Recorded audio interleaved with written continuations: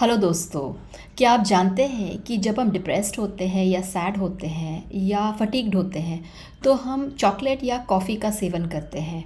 ये लेने से हमें एक अजीब तरह से हाई आ जाता है, यानी हम सडनली एनर्जाइज्ड फील करते हैं, हमारा मूड इम्प्रूव हो जाता है। ये क्यों होता है?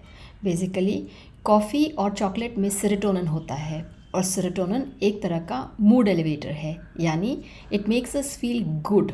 लेकिन जब यही सेरोटोनिन, नॉरएड्रेनालिन और डोपामिन ज़्यादा हो जाए तो इससे बाइपोलर डिसऑर्डर हो जाता है। तो आज के एपिसोड में हम बाइपोलर डिसऑर्डर के बारे में बात करेंगे। इसके सिम्टम्स क्या है, इसे डायग्नोज कैसे करते हैं और हम इसे क्योर कैसे करते हैं। अगर आपने तमाशा मूवी देखी होगी तो उसमें जो वेद साहनी का कैरेक्टर है वो बाइपोलर डिसऑर्डर के ऊपर बेस्ड है। सिमिलरली इन्फॉर्मेंट में भी जो मैट डेमन का कैरेक्टर है वो लूजली एक बाइपोलर डिसऑर्डर के ऊपर आधारित है। काफ़ी सारे सेलिब्रिटीज़ जैसे Tchaikovsky, Winston Churchill, Mariah Carey, Mel Gibson, Kurt Cobain, Frank Sinatra, ये सारे आर्टिस्ट बाइपोलर डिसऑर्डर के शिकार रहे हैं। तो फिर क्या हम कह सकते हैं कि जो बाइपोलर डिसऑर्डर होते हैं वो जीनियस होते हैं, या अगर कोई जीनियस है तो क्या वो बाइपोलर है?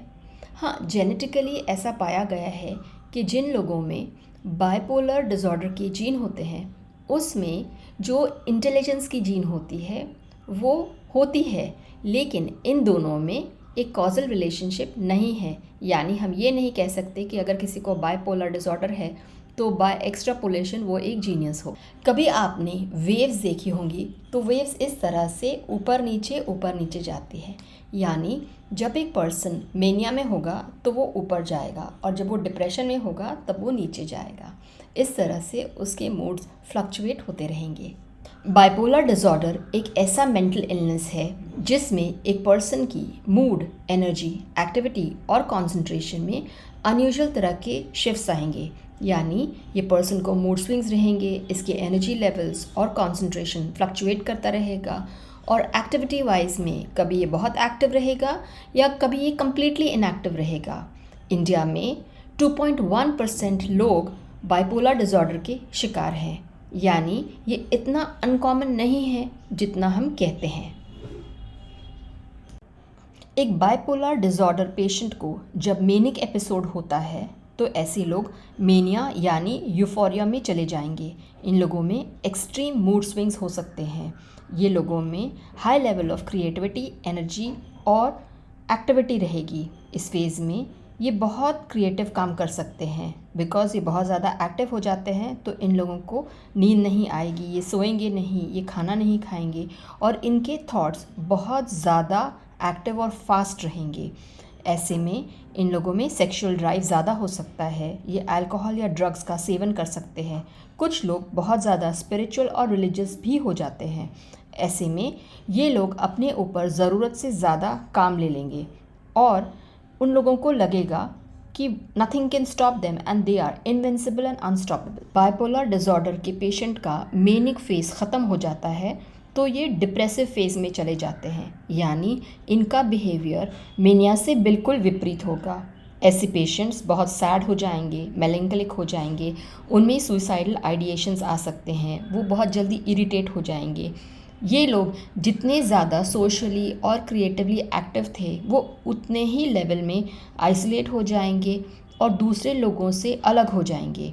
उनका क्रिएटिव ड्राइव ख़त्म हो जाएगा, उनका सेक्सुअल ड्राइव या लिबिडो कम हो जाएगा और ऐसे लोग जो पहले बहुत खुशी वाले गाने सुनते थे वो सैड सॉन्ग सुनेंगे या सैड म्यूज़िक सुनेंगे।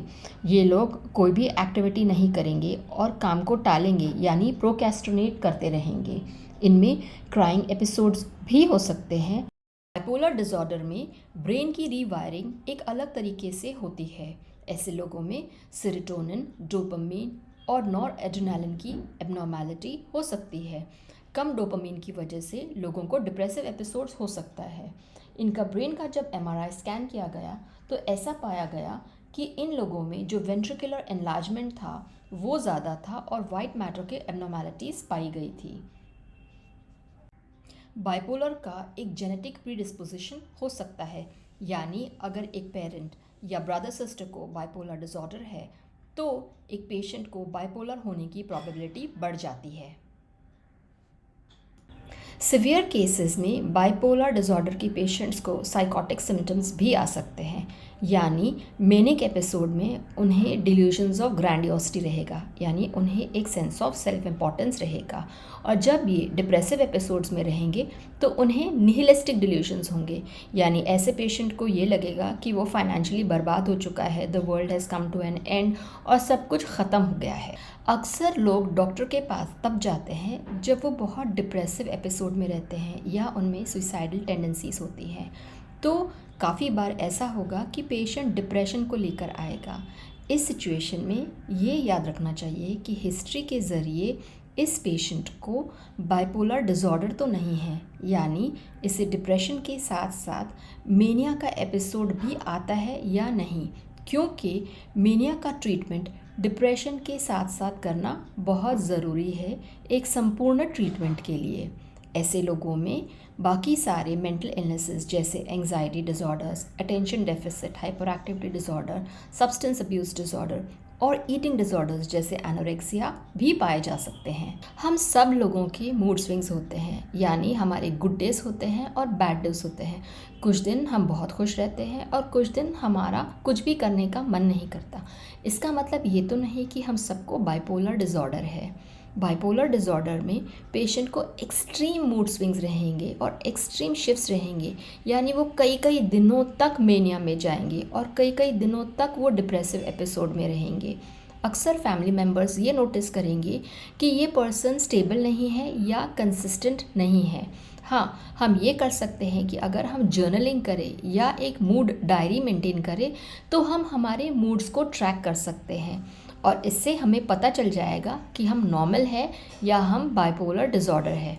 हाँ, अगर हमें लगता है कि हमें बाइपोलर डिसऑर्डर है तो उसमें हमें एक साइकाइट्रिस्ट या साइकोलॉजिस्ट की मदद लेनी चाहिए and the person should consult a doctor. Bipolar disorder एक लाइफ लॉन्ग इलनेस हो सकती है, यानी ये पेशेंट ज़िंदगी भर बाइपोलर एपिसोड्स में रहेंगे। नॉर्मल फेजेस भी हो सकते हैं, लेकिन इन लोगों को लिंगरिंग सिम्टम्स रह सकते हैं। बाइपोलर डिसऑर्डर को कॉग्निटिव बिहेवियरल थेरेपी और साइकोथेरेपी के द्वारा ट्रीट किया जा सकता है। साइकोथेरेपी के साथ साथ एंटी डिप्रेसेंट्स और मूड स्टेबलाइजर से भी ये डिजीज़ कंट्रोल की जा सकती है। याद रखना चाहिए कि एंटी डिप्रेसेंट्स के साथ साथ मूड स्टेबलाइजर्स देना बहुत ज़रूरी होता है। ऐसा ना करने से मेनिक एपिसोड प्रेसिपिटेट हो सकता है। सिवियर बाइपोलर एपिसोड्स में इलेक्ट्रोकन्वाल्सिव थेरेपी यानी शॉक थेरेपी दी जा सकती है। रिपीटेटिव ट्रांसक्रेनियल मैग्नेटिक स्टिमुलेशन यानी RTMS भी दिया जा सकता है। इसे एनेस्थीसिया की ज़रूरत नहीं पड़ती और मेमोरी और थिंकिंग पे इसके कम इफ़ेक्ट्स होते हैं। जो सीजनल अफेक्टिव डिसऑर्डर यानी साइक्लोथाइमिक डिसऑर्डर्स होते हैं उसको लाइट थेरेपी द्वारा ट्रीट किया जा सकता है। कुछ फूड्स जैसे caffeine, alcohol, excessive sugar, salt या excessive fatty diet bipolar disorder के सिम्टम्स को एग्रेवेट कर सकते हैं और बाइपोलर डिसऑर्डर के पेशेंट्स को इन चीज़ों में कंट्रोल बरतना चाहिए। तो उम्मीद है आज का एपिसोड आपको पसंद आया होगा। अगर पसंद आया है तो लाइक, सब्सक्राइब और शेयर करें and thank you so much for watching.